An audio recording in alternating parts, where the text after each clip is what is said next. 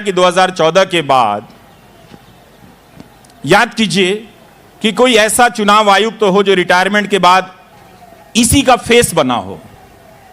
खोजा कीजिए, उनके आर्टिकल को खोजा कीजिए कि कोई अधिकारी बनता है, उनकी हालत आज कितनी खराब है, वो बोल नहीं सकते। वो ऐसी जिंदगी चाहते थे क्या? ज्यादातर आप अधिकारियों से पूछिए, वो ऑफ रिकॉर्ड भी खत्म हो चुके हैं।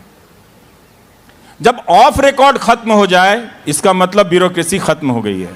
आप खबरों को ठीक से देखिए कि कौन सी ऐसी खबर है जो सरकार के भीतर की है और ब्यूरोक्रेसी के हवाले से ऑफ रिकॉर्ड खबरें आ रही हैं।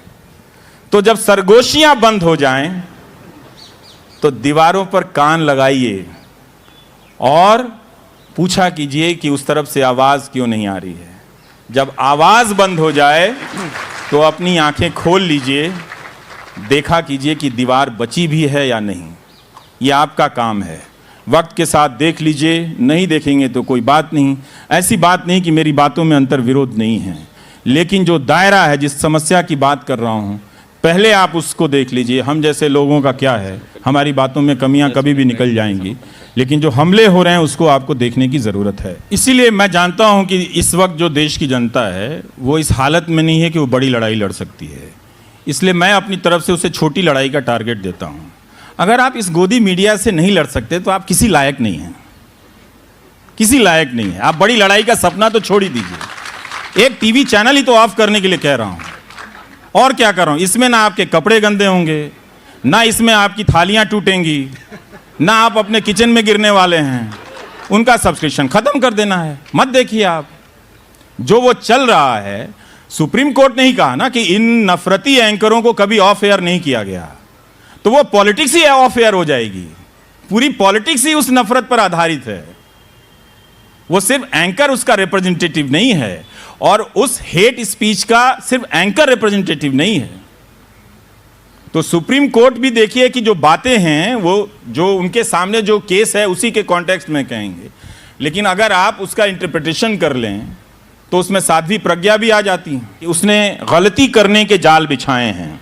ये आप किसी भी बड़े बिजनेसमैन से पूछ लीजिए कि गलती करने के बहुत सारे जाल बिछाए गए हैं, और उसकी वो गलत है, इसकी व्याख्या का अंतिम अधिकार सरकार के पास है। तो वो उन गलतियों का पर नज़र रख रही होती है कि आपके कदम कहाँ पड़ेंगे कि जिसे वो गलत बताकर आपको हमेशा के लिए जेल में डाल देगी। हमेशा का मतलब 2 महीने भी होता है और 2 साल भी होता है। अगर आप सिद्दीक कप्पन से पूछेंगे तो हमेशा का मतलब 26 महीने से ज़्यादा होता है। अगर आप उमर खालिद से पूछेंगे तो उस हमेशा का मतलब पता नहीं कब तक होगा। अगर आप नताशा नरवाल देवांगना से पूछेंगे तो उस हमेशा का मतलब शायद 1-1.5 साल के बाद, या सफूरा जरगर से पूछेंगे तो पेट में बच्चा है, इसके बाद भी जेल की सलाखों के पीछे रख दी गई है। तो हर किसी के लिए ये जो हमेशा है वो हमेशा नहीं होता, उसका ड्यूरेशन, उसकी अवधि बहुत अलग अलग होती है। और ये जो डर है जो दूसरे के जीवन में घट रहा होता है वो आपके जीवन में घटने लग जाता है। आप बेंगलुरु की उस लड़की को याद कीजिए, अमूल्या नाम था, जिसने दोनों मुल्कों के जिंदाबाद के नारे लगा दिए गए। तो पब्लिक ने इतना भय क्रिएट किया कि पब्लिक के दबाव से बाप ने अपनी बेटी को डिजोन कर दिया, कह दिया कि मेरी बेटी से मेरा कोई नाता नहीं है, और वो 100 दिनों से ज़्यादा जेल तक रहती है, उसके खिलाफ कोई चार्जशीट तक नहीं पेश हो पाती है, और वो फिर रिहा की जाती है। तो मालूम नहीं कि इस डर को, ये डर मेरा है या अमूल्या का है, या अमूल्या का डर मेरे भीतर है, या आपके भीतर का जो डर है वो मेरे भीतर है, या मेरे भीतर जो डर है वो आपके भीतर है। आप सब जो लोग सुन रहे हैं, सबके भीतर कई प्रकार के डर हैं, और इस डर में जो स्टेट का डर है वो आज इतना बड़ा हो गया है कि बहुत से लोगों को लगता है कि बोलना आउटसोर्स कर दिया जाए। मैं बोलूँ तो जब मैं बोल रहा हूं तो मैं 1000 लोगों के डर को भी रिफ्लेक्ट कर रहा हूं। तो मैं खुद अपने कारणों से, अपनी कमजोरियों से डरा तो हुआ ही हूं, मैं आपके बदले भी डर रहा हूं।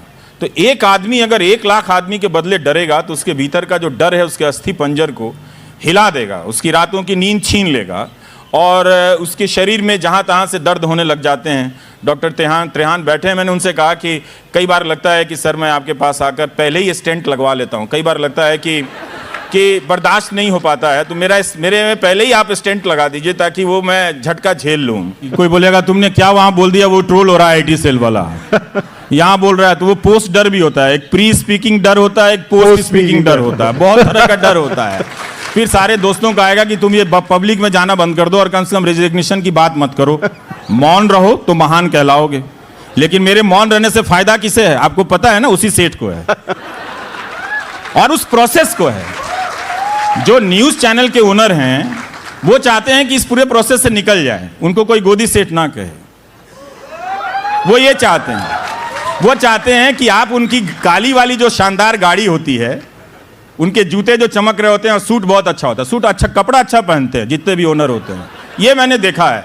लगता है कि यहाँ से खरीदते ही नहीं है, सब बाहर से ही लेके आते हैं। तो वो लोग बचना चाहते हैं, अपने सोशल स्टेटस को, अपने एलिट स्टेटस को बचा कर रखना चाहते हैं, लेकिन जो उनका प्रोडक्ट है उससे उस जनता को खत्म कर रहे हैं। तो इसीलिए मैं ये नाम ले लेता हूं कि जो गोदी मीडिया है और गोदी सेठ है, पहचान लो, अपराधी को अपराधी ही कहना चाहिए, उसको किसी और नाम से नहीं बुलाना चाहिए। तो ये एक जोखिम है, उस मीडिया में रहते हुए बोला, अब बाहर बोलूंगा, बोलता रहूंगा और क्या।